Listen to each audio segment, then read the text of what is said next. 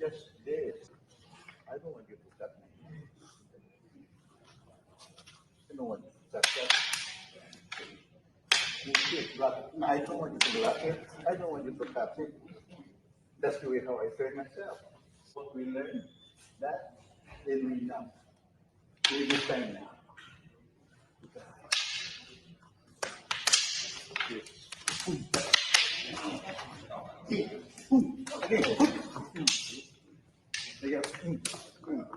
Hey everybody, Coach Kerr with the Elvis Valley Fight Team here, talking FMA nerdy with Guro Jeff Soriano from the Taboada Balintawak lineage.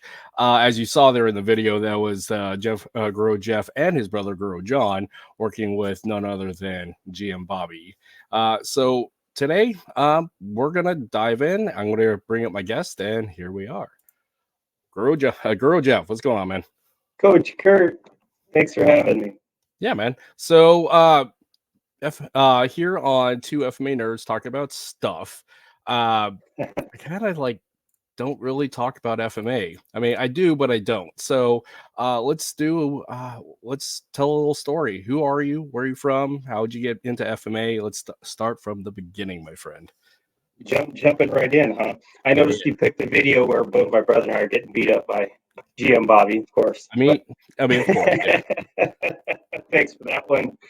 Oh, look at that, June. What's up, June? Yeah, we got a couple of people jumping in already. Hi, Corey. Oh, the homies are on. On. Raul. Oh man, awesome. We got an in-house group now. Okay, my origin story. I think you're asking about. I live in Winsten-Salem. I grew up mostly on the West Coast in Seattle.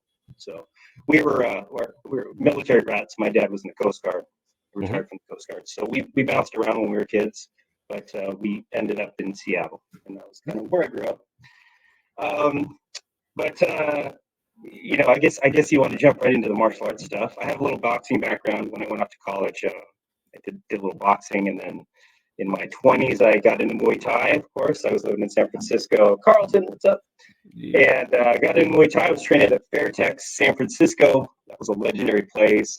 Alex Gong and Bunker, and a bunch of legendary guys there. So I was lucky to be in that group. And then kind of bounced around. I was in California, and then met my future wife. We moved to the East Coast. We were up in the Northeast for a little while. And I started studying a little Jeet Kune Do, and I was kind of looking for something. Definitely looking for FMA of some kind. And so I found a Jeet Kune Do school that did a little Kali. They were kind of in the Inosanto Kali branch. It was Sifu Rafi Durdarian. And that was early 2000s. And then my wife got a job down in North Carolina. We moved down here, and I found GM Bobby. Oh, and nice. So that was 2005 when I started training with him. I was lucky to get him to train me directly. I certainly didn't expect that, but if you know GM Bobby, he's so welcoming and friendly, and I was lucky enough that at the time, I guess he took me on. So that was almost 20 years ago. Wow, that's awesome. So of course, GM Bobby, like you said, if you know, you know. GM Bobby, as he is the most handsome, but he's also got probably the biggest heart that I've met within the FMA community. Because I mean, the thing that getting connect to the Balintawak community, because I got plugged in with you guys a couple of years ago. I finally made it to camp to West Coast 2 years ago, but I actually got introduced to Balintawak by way of Guru 2 Crew coach Belton Lubis, bringing me into the family. But the things that I have really appreciated and discovered with the Balintawak community is the fact is you guys are one giant family. It's like coming home whenever I come down to Seattle, and a lot of that, I mean, it stems from leadership. It's a top-down thing of policy and presentation and just professionalism, but personalities. I mean, it's all exuded through GM Bobby, and by extension, it's all through his students, and it's a beautiful, beautiful community. Yeah, I can only agree. It's I've been to lots of seminars, trained with different systems, different friends, and things like that. And I've done a lot of seminars, seen a lot of GMs, masters, lucky to see a lot of these great guys. But something unique about the Balintawak group, very, very friendly. If you've been to any of GM Bobby's seminars, he always talks about character in the student. Yep. If you're lucky enough to test or witness our testing on the Sundays of these big camps, and usually some of the more advanced tests, the level 5, 6s, and the instructor tests, he talks a lot about character, and he kind of goes through that, and he gives everyone sort of their almost own individual speech. I don't want to say speech, but he talks to each and every one of you during your test, after your test, and gives you some words of encouragement. And a lot of it is about character, right? When I first met GM Bobby, after my very first class, he kind of took me aside and we went in his living room, and he basically sat me down without going too deep into it. He basically said, what are you doing here? What do you want to do? Yeah. And his message was, don't waste my time. I've taught plenty of guys how to fight. I've trained lots of guys. He's like, I'm just looking for good quality character people, right? Yep. He's like, I don't want to waste my time on you, so don't waste your time on me. And so I thought that was really the first time I had a chance to talk with him. That was what he talked about, his character. So you see it. You go to these big camps. There's 150 people there, and we're all there to train in the system, but also to see each other. They become family reunions, and a lot of the guys who are watching right now know what I'm talking about. We have a good time. We train hard. We all support the GM any way we can because he's a special guy, and but the community that he's built and that fellow instructors and community has built is pretty awesome. It's there's lots of ego in martial arts, but we got plenty of egos, but people are good about leaving it at the door when they walk in there, and that kind of comes from the top down, like you said. So yeah, like I said, through GM Bobby's leadership, and he nurtures good character. Now let's go back to the beginning, because as much as this is an FMA show, because that's what brings all of us together, it's a thing that we love, but often I talk about it, and what I prefer to talk about is let's talk about the people. Let's tell your stories. And often enough, what I find with FMA, especially with Filipinos that are disconnected, I mean, the wide diaspora of us as a community is, like I said, we're disconnected from our roots. And a lot of us find that through Filipino martial arts is how we have that physical connection to who we are and where we came from. And on top of all, trying to find where we belong in the world of the wide Filipino culture, because you got Filipinos back in the islands, you got Filipinos that came first generation, and you got the rest of us who are in the wide scope of the world, whether it's in the US or Canada, Europe, I mean, wherever. It's just trying to figure out who we are as Filipinos, and better yet, what is a Filipino. So going back to your beginning, you're a military brat, just like I am. And did you find, as a military brat moving around the country as you did, what are some of the difficulties that you found, and what are some of the strengths, and what are some of those stories about trying to be Filipino wherever you're at? Oh yeah, man, you jump right into it. But that's I think that's something that growing up, even though most of my growing up was in Seattle, which is strong Asian population, strong Filipino culture there. Back when I was growing up, we still faced our share of the brown guy jokes. Yeah, I heard them all.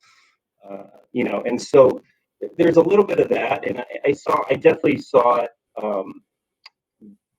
I think my dad being of his generation, a lot of those guys, the first guys that came through, whether it was through the military or if they were there for in California for whatever, Hawaii or something like that, they faced their share of adversity. I think and so a lot of those guys, that I looked up to, and my uncles and things like that, they're tough guys, right? Yeah. And you kind of you looked at those guys, and then and I know that they put up with some stuff, being post World War II in the military. I'm sure my dad got what do you think? So he got in a lot of fights. We grew up with fight culture in our Mhm. household. You know, we loved boxing, and my dad loved boxing, and my brother and I. So, you know, we grew up with like combat sports always around, and it doesn't surprise me that we both kind of pursued this for our lives. But back to the question. Yeah, I saw some of that growing up, and I think when I was developing high school, grade school, whatever, um, you know, I didn't know what Filipino meant. Right, I had my dad's generation; they had a thick accent. They were born there. They ate their food. Um, and then I'd go and hang out with my white friends, and they had, you know, it was a very, very different thing. So I think it wasn't until I kind of got into my, I'd say, you know, early 20s, at least when I went off to college and kind of saw a little bit more of the world, I started understanding what it meant, you know, Mhm. and having a little bit more pride in my culture, and certainly going back to the Philippines the first time I went back, I was in high school. Mhm.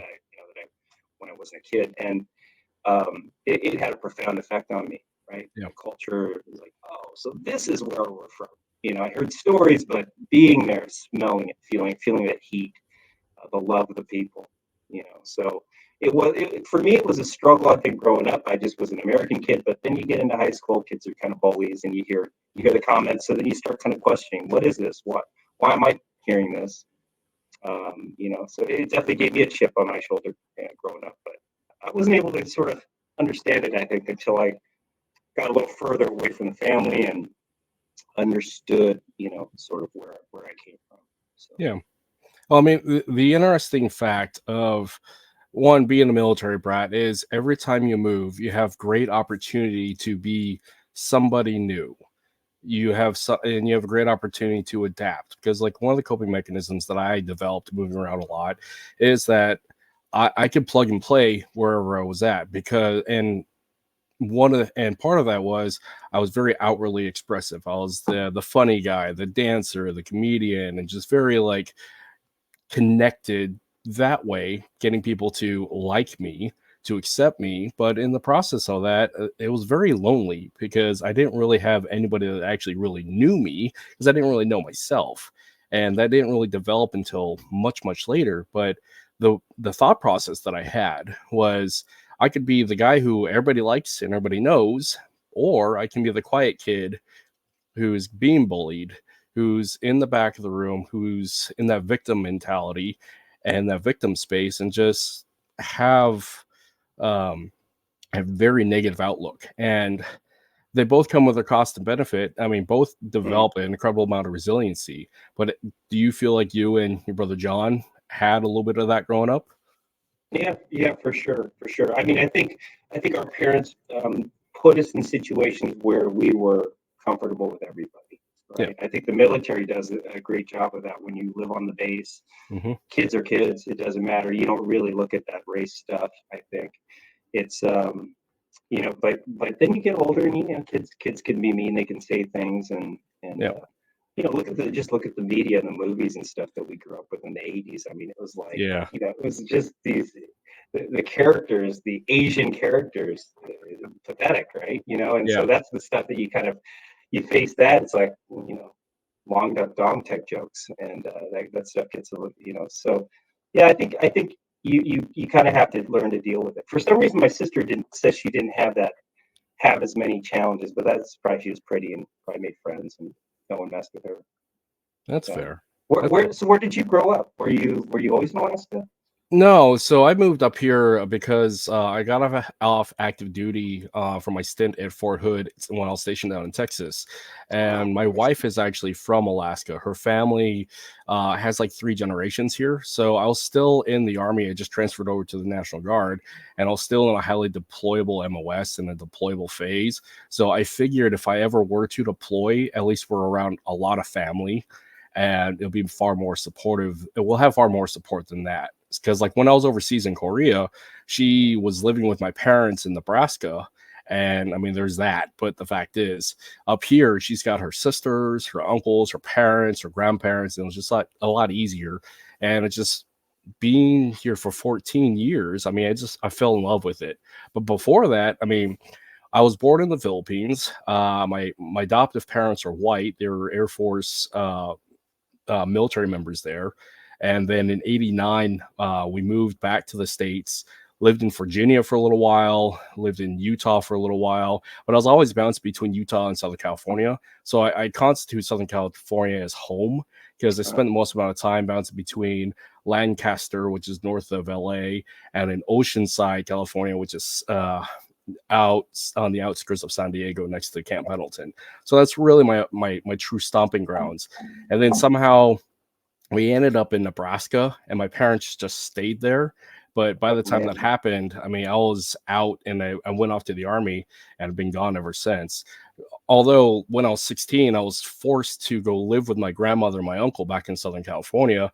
And I was just pretty much independent at that point. So, because when I came back when I was 18, I signed up for the Army on my, around when I turned 19, and I've been gone ever since. Yeah. Yeah. Did you, how about when you were in the Army? I'm not turning this around, but how about when you were in the Army? Did you feel any, your Filipino-ness, did that come out in a good way, a bad way, any way? So, my nickname, which was my call sign for many, many years, was the Angry Brown Man.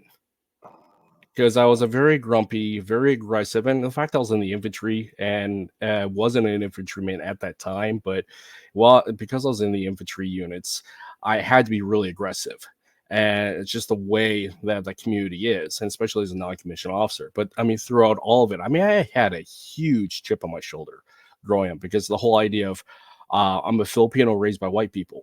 It's the overall like I've never been Filipino enough, and on top of all that, there was some like subtle, sometimes not very subtle, directed racism toward me by my adoptive parents, and that's been something we've been problem solving for years. To include my younger brother, who's is a black man, so it's just something that we've had to deal with being whitewashed. So a lot of that anger carried through. Plus, I had some serious mental health issues growing up. But in the Army, it was just like I'm adopting to be highly aggressive. So it was the Angry Brown Man.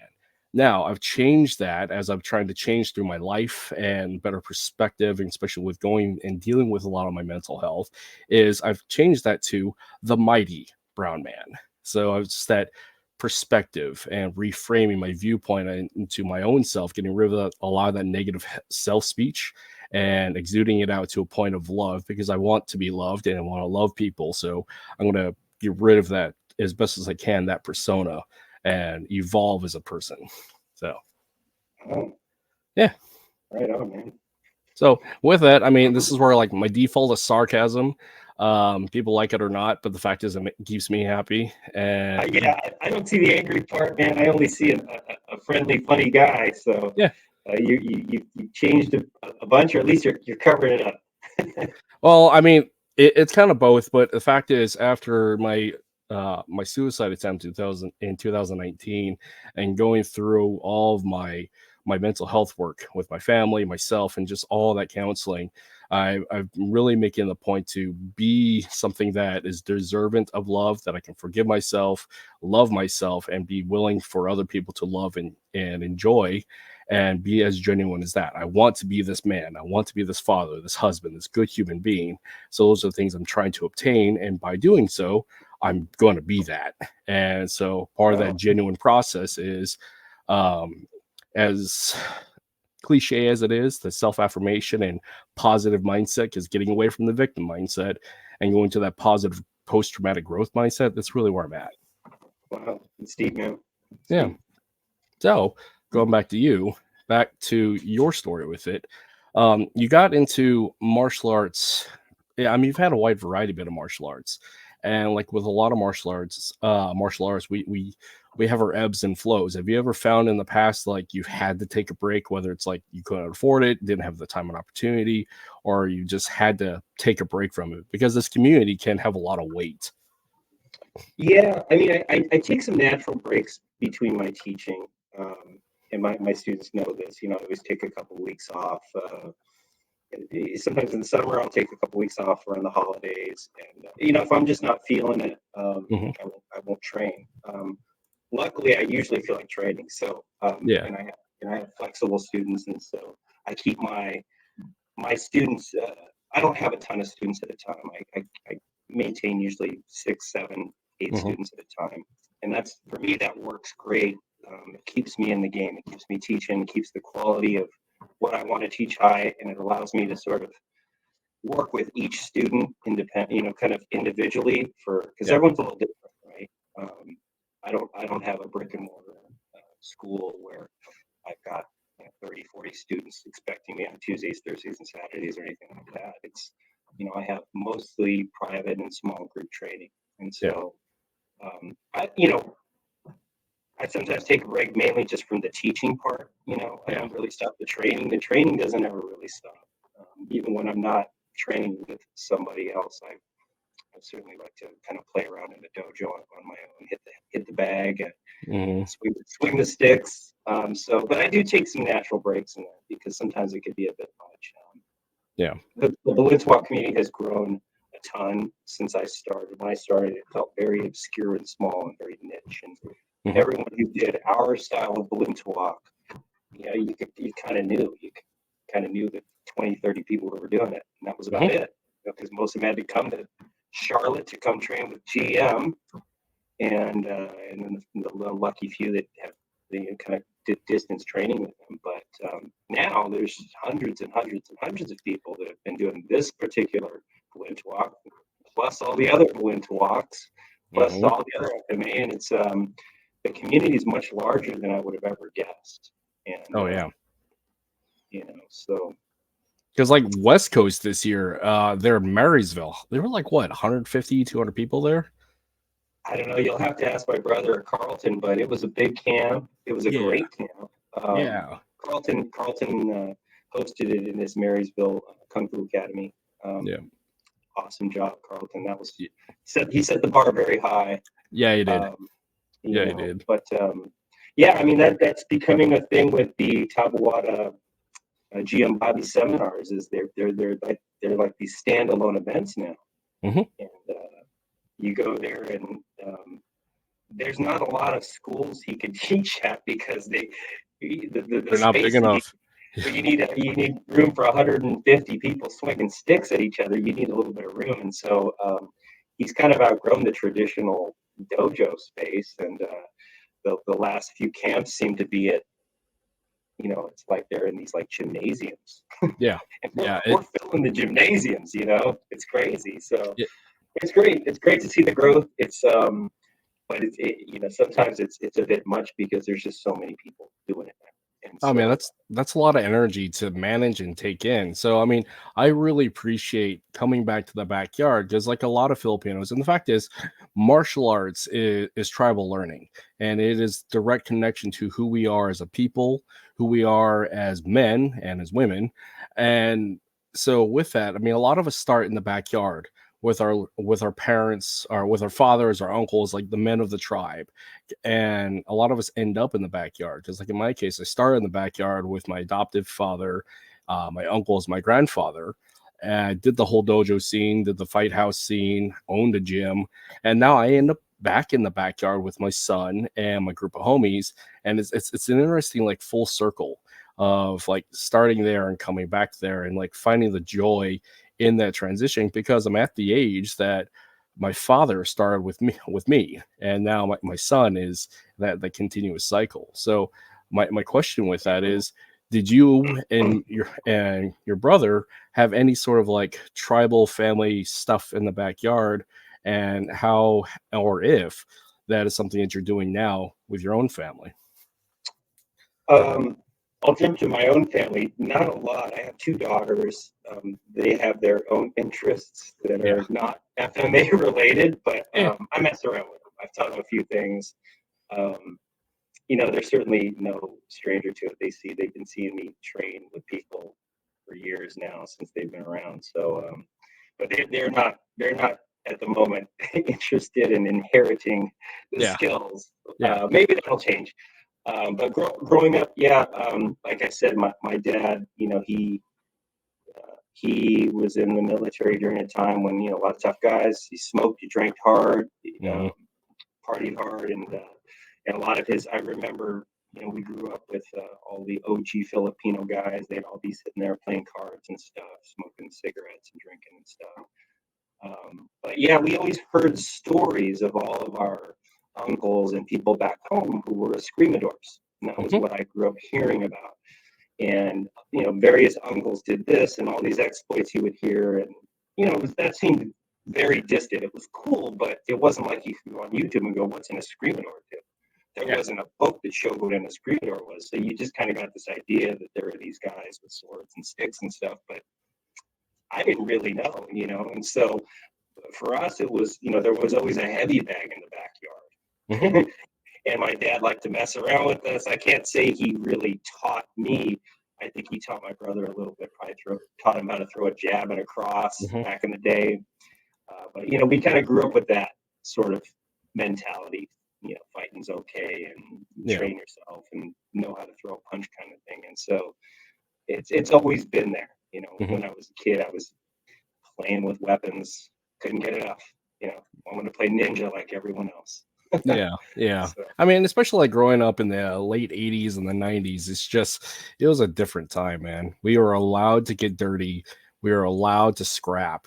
And there was that overall like unspoken but known social understanding that you don't say things or do things that could result in you getting hurt or hit and others getting hit. So it's that whole like, you keep your mouth shut or you're going to get beat up. So it's just, we were allowed that space to like physically figure things out, doing the schoolyard approach. And we don't have that now. And I find that we've lost a bit of like social understanding and an ability to be resilient, having faced that level of adversity and consequence. Because like in this digital space, people are just allowed to just like run their mouth and there is no physical, tangible consequence for doing so. And it's a weird space to be in. Yeah, I agree with especially I see the effects of social media, phones on my kids. I mean, I know we're all kind of addicted to the technology, but yeah, it's different now because you can talk smack, you control people, and and if you've got a following and you got a network, you can really put a hurt on somebody, you know, and through social media and never have to ever face consequences for it. Right? Yeah. Back in the day, it's like you called somebody a name, you know, he's going to see if you want to meet at the playground after school kind of thing. And I think they still do that, but I just don't see it kind of like we had to settle a lot of stuff back in the day. Yeah. You know, kids, it's the old hit them before he hits you kind of thing.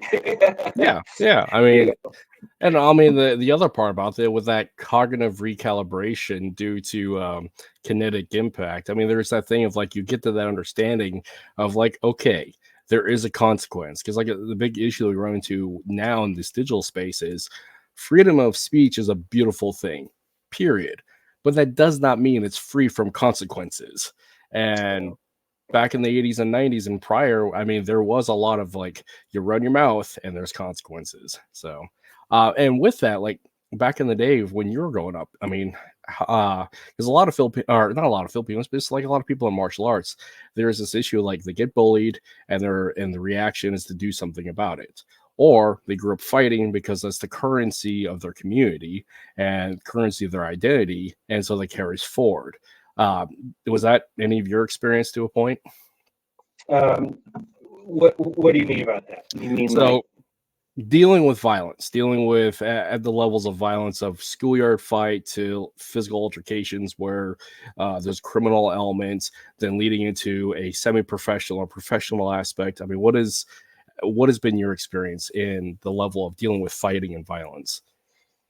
Luckily, like I said, my parents were really good and very deliberate about where we lived, and kind of, you know, they kind of monitored. They were fairly strict in a way about who we hung out with and things like that. And so we didn't grow up I can't say that we grew up in a very tough area, but when I visit my cousins down in California, man, Union City, Daly City, where there are lots of Filipinos and lots of diversity and lots of gangs. They all seem to be in gangs. And so that was where I saw it. Otherwise, from the other exposure I saw was boxing.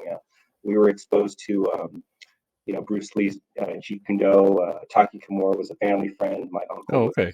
part of that group that was kind of doing the JKD thing back in the 70s and 80s in Seattle. My brother was part of that group as well for a little while. I was a little young, and so I kind of missed that window. But yeah, there was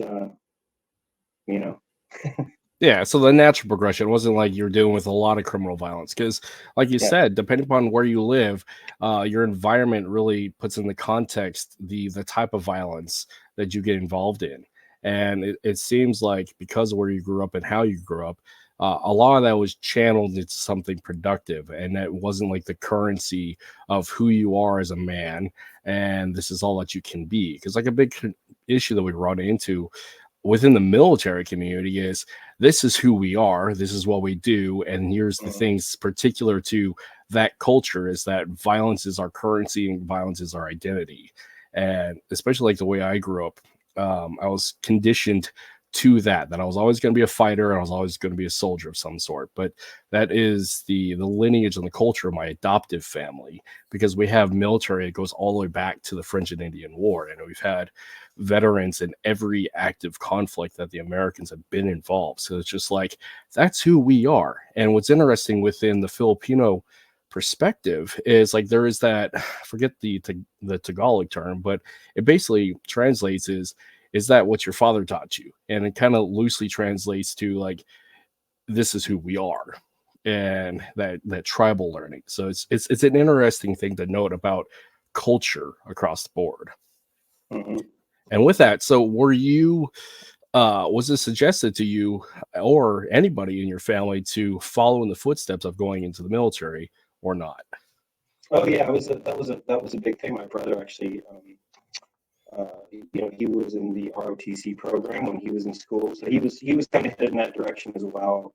I certainly considered it, and then all the way to the point where when I was kind of thinking about, am I going to go to college? Am I going to go? Maybe I'll go to the military. I gave it a look, Yeah. but in my opinion, I felt like I had already lived that growing up, living on bases and going to the base, and it was the military was just part of my life. I kind of wanted something different, and Yeah. my parents, like I said, they provided for us, so I was able to have the option to go to college. I went that route. I went that route, and that's that was it. But a lot of my cousins are in the military, a lot of my family, so we all grew up with that kind of in the background. Yeah. Yeah. You know. It's always really interesting to see where like talk about family culture is where people go because of it. So with that, since you found a different path outside the military culture, so what'd you go to school for? What do you do for a living? So I went to school at Washington State University, which is the rivals to the Huskies, who were just in Oh the yeah. national championship. And no, I wasn't rooting for the Huskies. Sorry, Raul. A lot of Huskies there. Um, I went there. I studied communications, um, you know, and I bounced around. I've basically been in tech though for the last 20, 25 years. I don't even know. Too many to count. But I've been in tech. I was in Silicon Valley for a while. That's what I was doing in San Francisco. And had I not had a couple of really cool, promising jobs, I might have fought a little bit more in the Muay Thai ring, because I Yeah. was at that age where I was like, oh, maybe I can make a go at this, do a couple of fights. But I didn't like walking into the office on Monday with the Yeah. bruises up and the body, and people kind of knew what I was doing, but I never took it that serious. Where I was like, oh, this is what I want to do. I considered it for a minute. Yeah.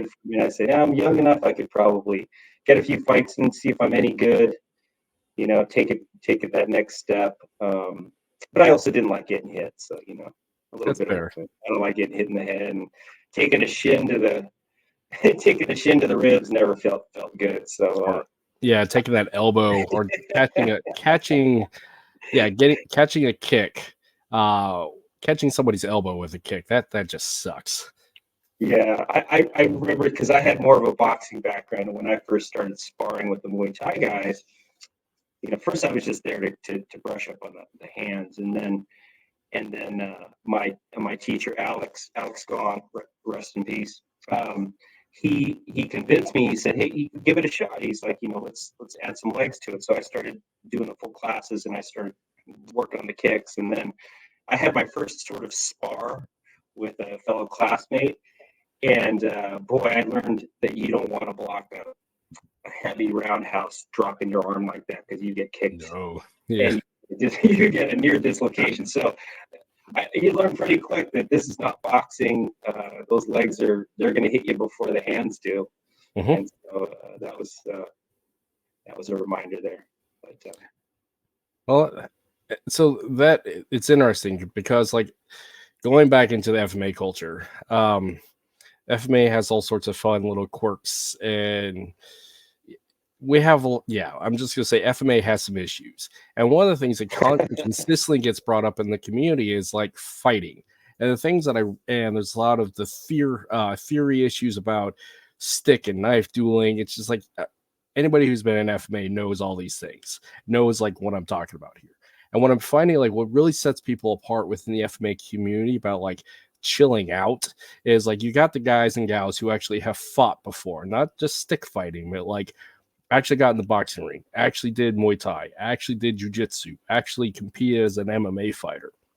So they have like less of a chip on their shoulder because they've actually fought versus playing stick tag or rubber knife tag. So, I mean, it's an interesting perspective between the different type of FMA practitioners. Is that something you've also observed? oh yeah, of course. I mean, that's probably the number one sort of troll topic out there, is to talk about how much sparring are you doing right now, and if you're not sparring, then why are you practicing? Right? I've heard that, and I understand kind of the concept behind that, but I just think that what sometimes gets forgotten is that everyone's doing this for a different reason. Yeah. Right. Yep. We're not all trying to be absolute killers. We're not going, small percentage are actual soldiers who might actually use this, or in law enforcement who might actually use this. Most of us are civilians. And so we're learning it for different reasons, right?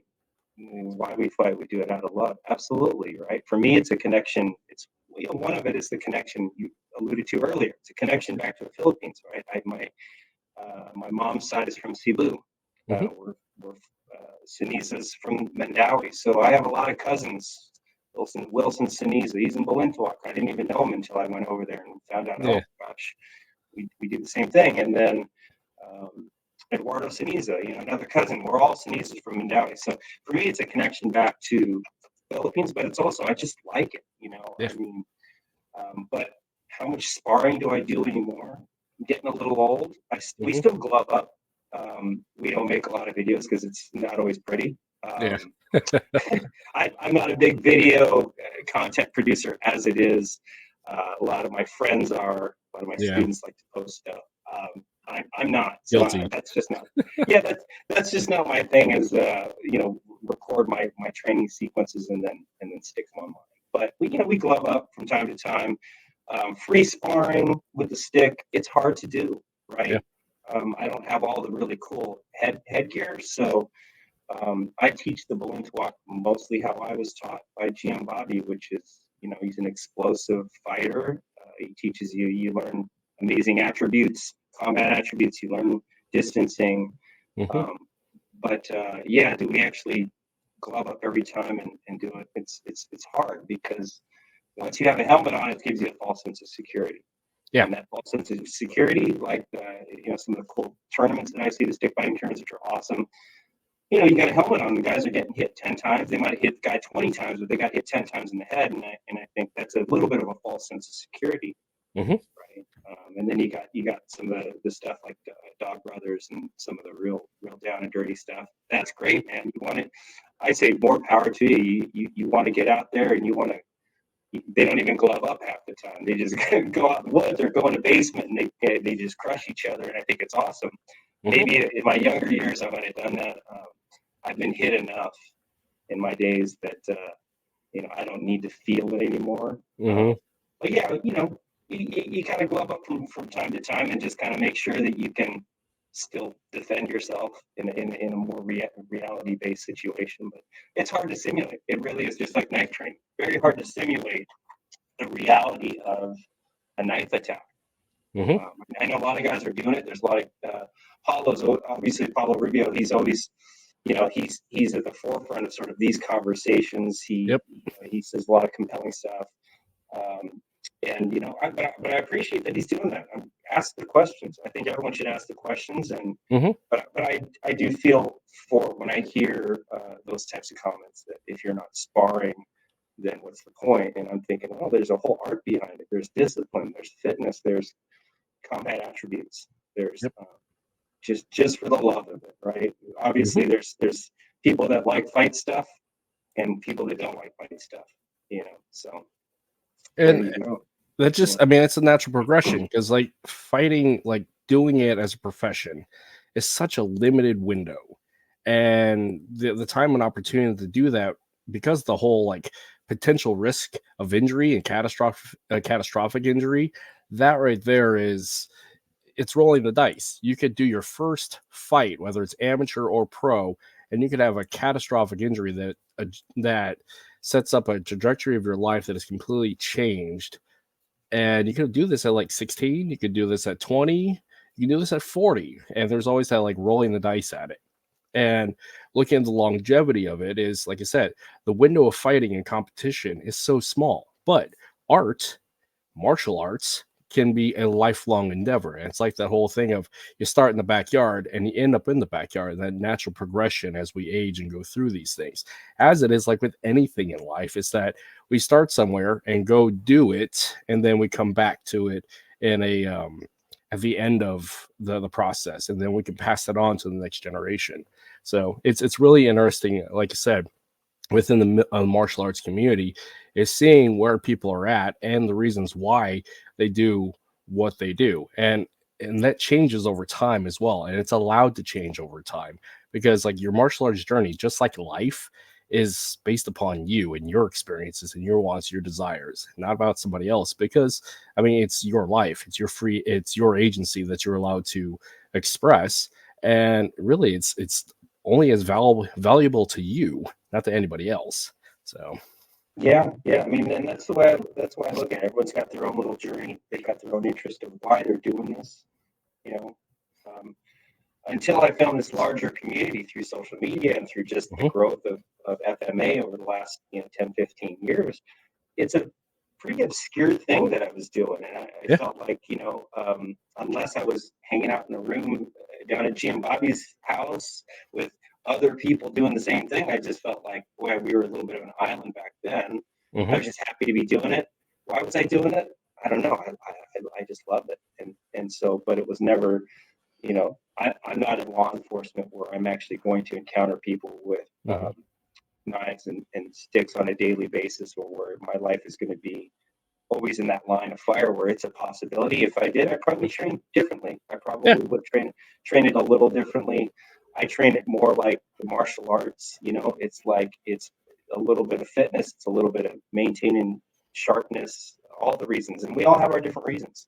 So I kind of hate when people kind of use these topics to pigeonhole people and make people feel like they're doing it for the wrong reasons. And I'm like, everyone has their reasons, Yep. So. And that's the thing I really appreciate, like with the Balintawak community and the approach. And like as GM Bobby says all the time, that this is not a fight, this is play. Because fighting is fighting and it's dirty, and he doesn't want to do that anymore. And that's the thing, that mindset alone helps keep it healthy.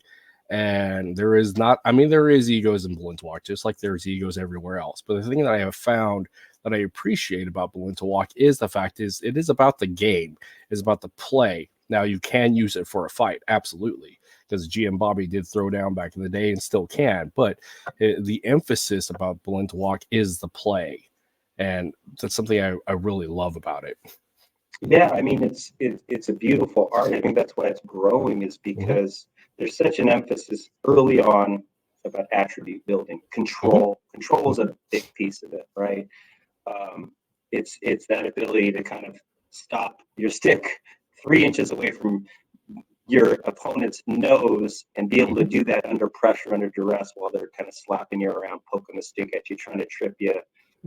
Some guys like to hit a little harder than others. we're all tagging each other. But that's what I love about it, is that under a controlled environment, you can kind of simulate some of the things that might be, combat related, right? Certainly my all the boxing which I did, I never had the head movement that I have even now compared to, and it's mostly because of Balintawak. It changed the way I moved, the way I could anticipate movement. I never had that. So I used to get hit a lot in boxing, have a lot of headaches. Don't know how many of those were concussions or not, but with this, it's great because control is such a big piece of it. Then you start adding, and you always a focus on power, at least Taboada style, right? Some of the other Balintawaks, they seem focusing on different things like speed and hitting, but your face is not a block. That's awesome. But that's the whole thing, is you kind of build that, and then the speed comes, and then you add it all together, and man, it's pretty cool, and you develop those fighting attributes. And then I think if you're a Balintawak guy and you've been in this group for a while, that for level 7, right, the level 7 test, the full qualified instructor test, you're supposed to demonstrate your own techniques, how you bring them into the art, and how you implement them within that framework. And that's the cool part, and that's the growth, and that's the evolution, and that's why I would think that as the art continues to grow and you bring more people into it, and more skilled people, that eventually, it's just gonna keep evolving. And that's what I've always loved about this part of the art, is that it's kind of open source. And so you're a grappler, add your grappling into it. You're a boxer, add that into it. For me, a lot of my techniques wanted to take advantage of what I already had. I knew how to knee people and kick them and elbow them and get on the inside. So a lot of my techniques that I used during my test and developed during that period integrated what I already had. I didn't go and try and learn stuff that was foreign to add into it, because it was my personal expression of make it your own. Make it your own. So with all that, aside from the things we have talked about, particular to FMA and how it has involved your life, but what are some of the other things that FMA has enriched your life, like socially, personally, with mental health, or just like confidence, whatever? How has FMA enriched your life, personally and socially? Profoundly, right? If I want to trace this back, like I said, there's always been an underlying interest in combat sports, combat arts, martial arts. But as I've grown in this particular art, especially, and been lucky to teach, I started teaching. I got this goes back to about 2008 was when I first started teaching some of my first Balintawak students, and I wasn't sure how to teach it really. I knew the art, or at least I knew the curriculum that I had tested on, and I sort of started training some guys, and so that's the part that I did not, and that in the impacts, which are I've watched and helped students achieve goals. That's pretty cool. That's more powerful than it comes off, probably, because I've had a number of students who come through, and some very talented, some not as talented, but I've seen them all hit goals, and then some of them have gone on, they're better than me now, and it's awesome to watch. And so that's way more fulfilling that martial arts has given me than I would have ever expected. For most of it, it was me wanting to improve myself, right? I want to learn, oh man, I want to learn that art, I want to do this, I want to do that. Found Balintawak, I said, geez, if I could just be good, if I could just be as good as some of GM Bobby's guys that I saw when I was coming up, I thought, man, those guys are really good. I'd like to be like that. And so, that's it. It was a personal journey before. I feel like now it's a part of these other journeys, and that's really cool. And so, I don't really mix the two with business. I like I said, I run this small club. It's a small group, and I get people coming and going. So it's not part of my sort of a professional career. I'm an IT guy. That's a very different world that pays the bills. This is just what I do, and so because of that, I can pick who I want to train. put it that way, right? If they come to me and we hit it off and it seems like a right fit, then it's great. And if it doesn't feel like a right fit, I don't have to take them because I'm not, you know, I'm not open to the public. Yep. And so I'm lucky in that, but it keeps my group small. And that's the way I like it. It works for me. Some of the guys with the big schools, I don't know how they do it. That's more power to you if you can.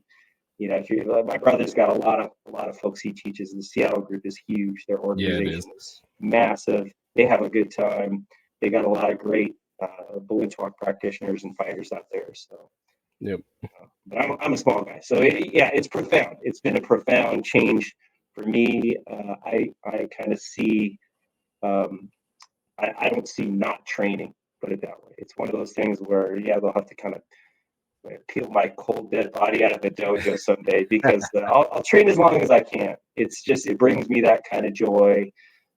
Teaching, you know, it has its benefits, and when you see, like I said, when I see my students reach goals, and not all of them want to be instructors, not all of them want to get level 6 or do this or do that, and so I'm able to, because I keep it small, I can help them on whatever that journey is, you know. And it's that's the cool part. It's like, oh, okay, if you're willing to come and spend time with me and put the work in, I'll share what I know, and it's a pretty cool journey, you know. So because martial arts as a business is a really hard life. Being a professional fighter, being a professional martial artist is a really hard life. Having been there, done that, and having it nearly killing me, it's just like, you can only do it for so long. And the people who do it into perpetuity, I mean, holy cow. I bet it comes at a tremendous sacrifice of time, family, and just all the other things intrinsic to life. So being able to keep the group small, doing the Mr. Miyagi thing in the backyard, I mean, you have an opportunity to maintain and nurture your quality and also have more quality and time with those you allow into your circle. That's a big issue that we run into with getting involved in people's lives is you get to know their stories, you get to know their truths, and that has a profound effect on you, whether you know it or not. It's just the weight of knowledge has a profound effect on who you are, what you do, and it changes you because you get to know a person, you have a relationship with them, and sometimes it's really positive and sometimes it can be pretty toxic. So this leads into a topic and question I try to ask as often is talk about the issue about compassion fatigue and vicarious traumatization. Are you familiar with these phrases? Not really. Okay. So compassion fatigue is basically being burnt out from dealing with people's emotions, burnt out with the job, burnt out with just being in the life. So like nurses in particular get this a lot. People who do a lot of social work. High school teachers. Yeah. High school teachers. So and the same martial artists and martial arts instructors get that a lot. And same with coaches. And like it was a big deal as to the reasons why I had to stop doing this professionally is that compassion fatigue, that burnout, because I got to know people's stories and as actually participate in some of the stuff, especially with the caseloads dealing with kids from from CPS and behavioral health community and the recovery community. That stuff weighs on you. And then in a little bit, you get traumatized by their trauma because you don't have the authority to do something about it, but you're involved in it, you're a participant in it, and it's just it weighs on you heavily unless you have the skills and resources to cope with it and also build those boundaries. So with that clarified, have you experienced anything like that you're willing to go into, and in that regard, how have you been able to develop resiliency and boundaries to process through all that? Well, yeah. As you said, you start training people in these intimate environments, and I say intimate meaning, you know, hey, we're sweating, we're beating each other up. It's you know, it can be emotional at times, sometimes, but it's intimate, right? Any way you slice it, this is a close quarter combat art. You're training 1-on-1, 2-on, whatever, small groups. It's intimate. You get to know people, right? You talk for a few minutes before class. You talk after class. You start to build friendships. And I'm lucky. and I have a lot of friends through this that I've taught. I don't even like to look at them as and call them students because I've known them for 10 years, 15 years. Yep. And am I still teaching them? Not per se, not on a daily basis, and certainly I'm not really their teacher, but they become friends. Yep. And you get to know their stuff, the good and the bad, right? And so if you're spending 2, 3, 4, 5 years with people, seeing them on a week-to-week basis, you see the highs and lows too. You see when they lose their job, you see when they get a divorce, you see when they get married. I went to Katie Marshall's wedding, and amazing stuff like that, right? But yeah, you go through that. If I had a big school like say Belton does, where he's coaching a ton of people, he's got people coming and going, a huge school. Maybe I don't know. Mine's small enough and it's intimate enough that I certainly feel and hear what's going on with people, and we share that as friends and things like that. But I don't know if I'd say burnout, because I know where my role stops, which is, hey, let's not forget we're friends and everything, and I can talk to you as a friend. But if we're talking about training, I'm your Balintawak coach, and let's just kind of leave it at that. I'm not a professional. I'll certainly give anyone an ear if they got a problem, and sometimes they hear my problems. But yeah, it's real, because you get to know people. But I definitely don't try to go beyond what I am, which is a friend or a martial arts teacher. I don't try and be a therapist at all. That's not my profession. Yep. And I'll say it. I'm not a professional, but here's what I think. I'll tell you what I think if you want to hear it or if you want some advice. But yeah, I try not to get too deep into that, because I'm not skilled in that. That's not my forte. I might say the wrong thing, give them the wrong advice. Well, it's more in line with the pure support mentoring rather than the clinical professional aspect. And what I'm hearing with you is that because you have a small enough training group, you're allowed to have say of who can come out, and that is like the primary boundary that you have is the size. And you're very fortunate, as like a lot of people who are doing the small groups, to like really truly say that I don't want to take you on because I'm full, and I also don't want to bring you on because you're in my backyard. So that right there, like establishing your boundaries, what it sounds like is your primary path of mitigating a lot of this. Versus somebody does this professionally because they have to pay the bills, you kind of have to deal with all of it. 100%. Yeah, and that's the good and the bad of it is, I stay small. Sometimes I know I sometimes I like to teach a big group. Sometimes I enjoy that, but keeping it small, it allows me to be honest with these guys. June, yeah, I can definitely steal your lumpia, June Occidental. But it's intimate. They're intimate relationships, and we hear each other's stories. You can't help it. You can't help it, right? And so, but if things aren't working out with me and my student, I'll be honest enough and say this doesn't feel right or it's not working. And I've had a few where I've just said, I think we can both agree there's some weird chemistry issue here.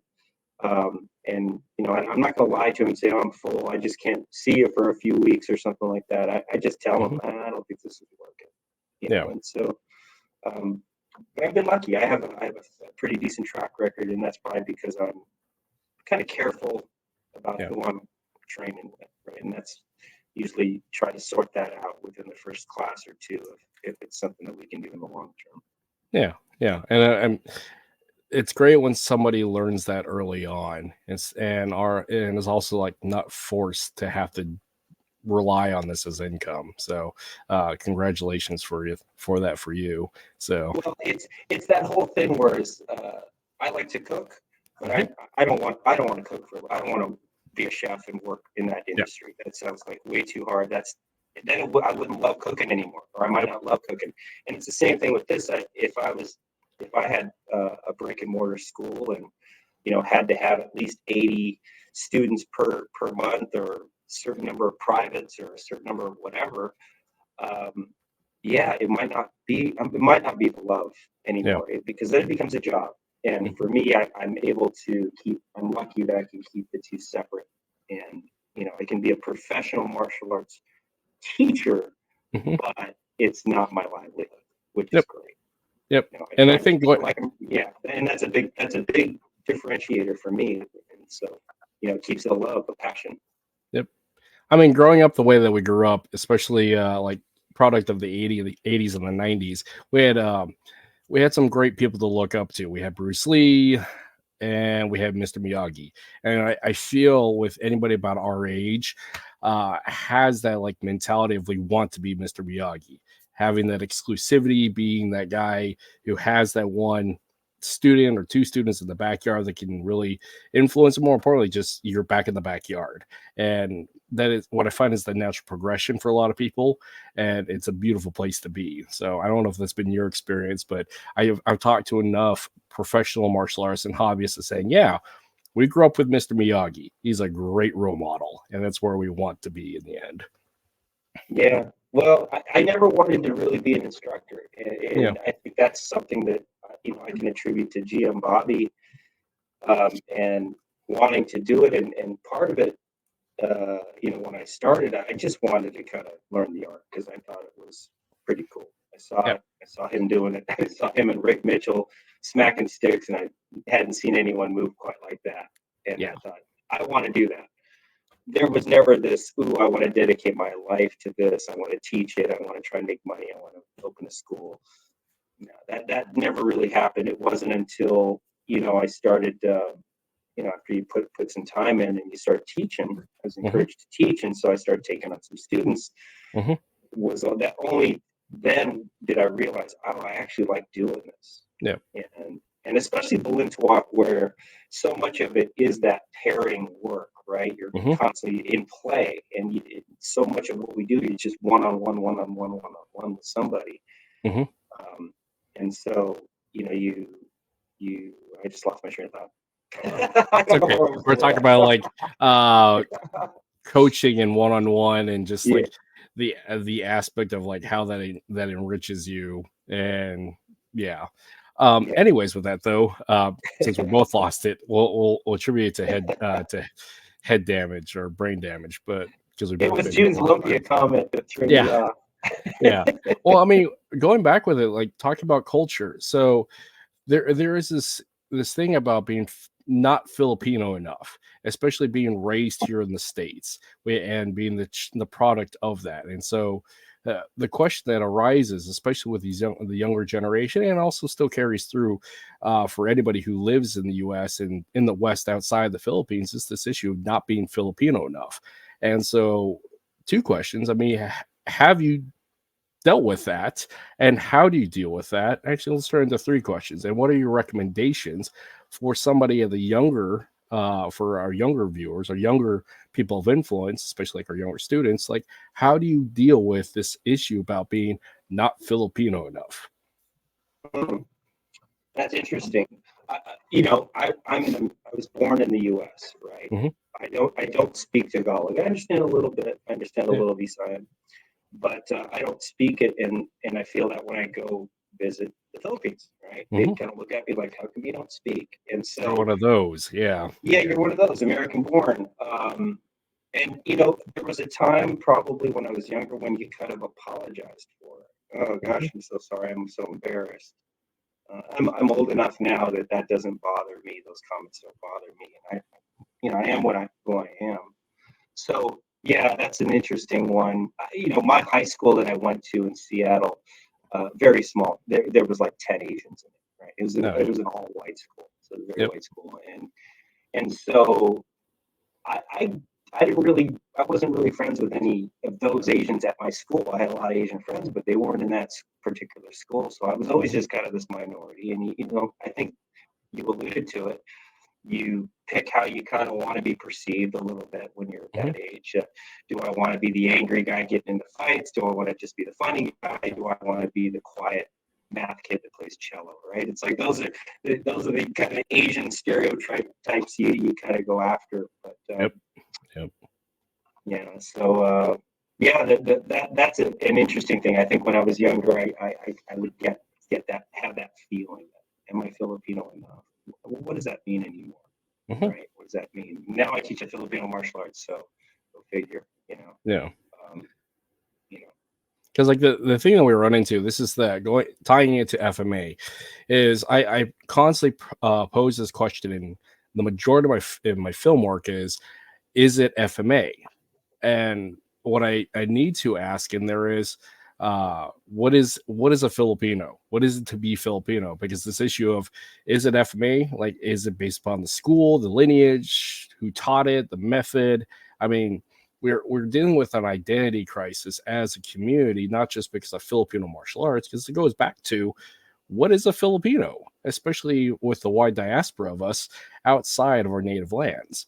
And like even the aspect of dealing with colonialism, people want to attribute back to 70 years ago with the Americans and 500 years ago with the Spanish. But like, if you go far enough back, I mean, how far back do you want to deal with colonialism? Because if we're talking about the modern state of the Philippines, modern nation state, that's only been around for less than 100 years with thousands of tribes that weren't supposed to be together in the first place. So, and with that, like that leads to this issue about a major cultural identity crisis as to if I'm not Filipino enough, what does it mean to be a Filipino? So, Yeah, what is it? yeah, and I see Exactly. that carried over with FMA, and that's why I constantly ask is it FMA? So, Yeah, I mean, I don't have the answer for that one, but what is Filipino? It's when you're not in the Philippines, you're eating the food. mhm, Maybe you're speaking the language. If you speak it, maybe you're doing some Filipino martial arts. I don't know, but both my parents were born there, so that makes me by blood I'm mhm, Filipino, right? But yeah, especially with FMA, is it because um, there's lots of plenty of awesome non-Filipino escrimadors out there, arnisadors, yeah, Kali masters. Of course, they're all over the place, and so it's not just, oh, you can't be a GM if you're not Filipino. yeah, I know people have that's a big sensitive topic and things yeah. like that. But you know, um, yeah, it's a big thing. I don't have the answers for that. It's certainly something I've thought about though. Mhm. Growing up being a Filipino kid in an all white community, you learn to be the minority. So Yeah. I mean, the great irony of my life is I don't do karaoke. I'm the other kind of Filipino. I danced. There's that. My wife is a nurse, and my wife is the one who cooks all the Filipino food, and she's a white lady. So, I mean, it's the great irony of it all. So, you better learn your karaoke if you visit GM Bobby's because oh man. he's gonna put you on the spot there, make you Oh, sing. yeah. Like this year at West Coast, Hazel's like really insistent. It's like, no, no, no, I'm not that kind. I only do it out of comedy, but still, oh, there was a beautiful moment when GM was just, and I caught it on film. It's just, that was amazing. Yeah. Yeah, Yeah, it was good he fun. can sing. He can sing. For those that don't know, he can sing. He can play the piano, play Hmm. the guitar. He's self taught. All of it self taught, and he's a Yeah. hell of a cook. So he's a Renaissance man. GM Yeah, and Bobby. also he's pretty good at the slot machine because I mean when we were there for lunch at the casino, I mean watching him drop and make points on is like holy crap, dude, that's awesome. Yeah, he's a So, GM at the slot machines too. yeah, that's amazing. So I mean we've been at this for like an hour and technically like an hour and a half because we got on Oh earlier. man, And I want to be sensitive of your time, but do you have anything that you want to push out to the community? I know you're not really big on social media, so I didn't really have much to like say, hey, follow this, follow that. But do you have yeah, anything in particular you want to put out to the community as for upcoming events or just actually better yet, here we'll end with this question. If you were Lord Master of the Universe for a day of the FMA community, what would you say to the FMA community to unify? And yeah, I'll just put it that way. How would you unify the FMA community if you were Lord Master of the universe of FMA? Oh man, I think I'd try and gather everybody in one spot for Hmm. one, right? And first, let's find out. Let's just find out who the toughest guys are. We're all doing martial arts. Let's get a ring. Let's have a tournament. Let's do a kumite and find out who reigns supreme, right? And then we can have the bragging rights from there. But that would be my goal. I don't know if I'd have anything to say that would unify, but hey, let's get it out there. Let's get all the different guys doing all their different versions of it, and find some way to test it in a fair way. I don't know if that's with or without helmets or gloves or live sticks, live blades, who knows? But if there was a way to sort of have that massive global tournament, and then all of us the rest of us could just be fans, rooting for our, I'm rooting for the Balintawak guy, I'm rooting for the KI guy. That would be pretty cool. I think they're doing that. I see some of that stuff on social media. There's some Waco Toto. Back in the Philippines. Yeah. There's some cool stuff. So I think we keep getting closer. MMA was at the beginning of the UFC. It was what showed us that actually you can kind of get guys and throw them in there and just see what techniques are the best. And we've kind of learned what works best in that format. And so if I could do something like that, that's what I would do. I would have a gigantic week-long Burning Man of FMA festival, all comers. We're gonna have a tournament. If you're not a fighter, then hang out, get to know some people, cross-train, go take a lesson from GM Bobby, go take a lesson from Leo Gahe, and let's celebrate it, because I think that's what usually happens. And I could say from experience, at the giant Taboada seminars where you got 150 people, they're not all Balintawak. There's always a good chunk of people who just martial arts curious. They want to check out GM Bobby. They're accomplished in their own right in FMA or other martial arts. We all get along in that room usually. I kind of fall in that category of like an eclectic until I took rank. So but they're always so friendly. Like you said, it's like you train hard, you do the techniques. But the reunion part, the partying, the dinners afterwards, and that's the stuff that makes it fun. And so that's it. Lord Master Universe, we're gonna have a giant 7-day festival on the island of Boracay. You can only show up if you train FMA. Bring your sticks. Bring your containers for leftovers and be prepared to karaoke. That's what I'm hearing. We'll provide the rice. We'll provide the rice in the tournament. Everything else, bring the love. So awesome. Well, Guro Jeff, I really appreciate your time. I really appreciate your insight and just being genuine with us, because, like I said, I'd much rather talk to the person about them and their process. I know we talked a lot about Balintawak, but the fact is the people are interesting. We're already here for the FMA, but the people and their stories are far more fulfilling and interesting for me, and I hope for everybody else as well. So thank you, sir, for your time. Thank you for having me. Thank you. Appreciate it. Yeah, and I'm looking forward to seeing you again here at West Coast here in the fall. I'm going to I have it out there because GM Bobby asked me specifically to come to World Camp, so I'm going to try to swing that as well. So that's going to be fun. Yeah, you definitely got to come out to the, it's a lot like the Seattle camps that you see, or some of the big ones. They're all getting kind of big now. It used to be kind of, the big one was in Charlotte, then Seattle started getting kind of big. But Michael Milani hosts some pretty big stuff. You're starting to see a lot of big stuff in Florida and New York, and all my homies out there doing it all around the country. It's pretty cool. It's pretty cool, and it keeps GM Bobby busy. But he's reaching more people than he ever has now, and that's good because people need to see him, because he's the real deal. He's a gift. He's as good as they get. Yeah. He is a gift. And with that, by extension, his students really are a gift. So again, thank you for the gift of your time. And and thank you everybody for hanging out and listening with me. I'm not going to do a long outro because I just don't want to today. So everybody, thanks for hanging out. This will be uploaded to Spotify and YouTube and all that later today. So do the like, subscribe, all that stuff. I know on the Fight House Talks, we got a podcast, I think on Friday. Brian's doing an interview with a gentleman named Eric Harris.